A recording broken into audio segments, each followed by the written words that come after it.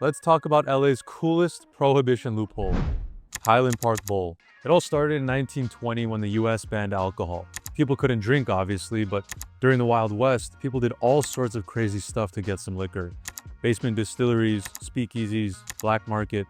It was all very shady, but there was one way you could drink legally, if you had a prescription. So a couple of doctors discovered this loophole and bought this building. They set up shop and people started to come get prescriptions for alcohol.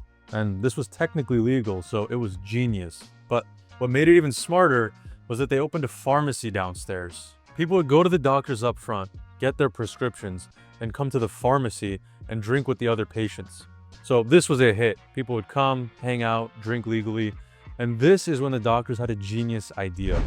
They thought, to get people to stay here even longer and to drink even more liquor, why don't we build a bowling alley? So Highland Park Bowl was originally a doctor's office, a pharmacy, and a bowling alley.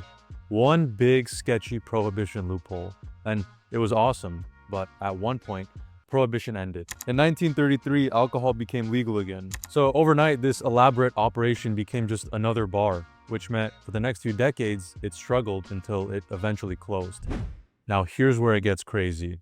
In 1966, an Italian immigrant named Joseph Teresa bought Highland Park Bowl and renamed it Mr. T's Bowling. He covered up the Spanish facade to look more modern, covered up all the original design on the interior, and transformed it from a bowling alley to a live music venue. And for decades, this community completely forgot about Highland Park Bowl and knew this place as Mr. T's, a live music venue.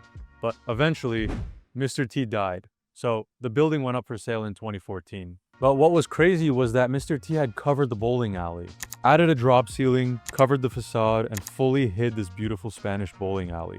So when this building went up for sale, no one really knew what was underneath until one day, the 1933 group came to visit this building. They own several vintage bars across LA, and they were looking for a new spot. So when they were here, one of the members decided to poke his head up through the drop ceiling and see what this place really looks like.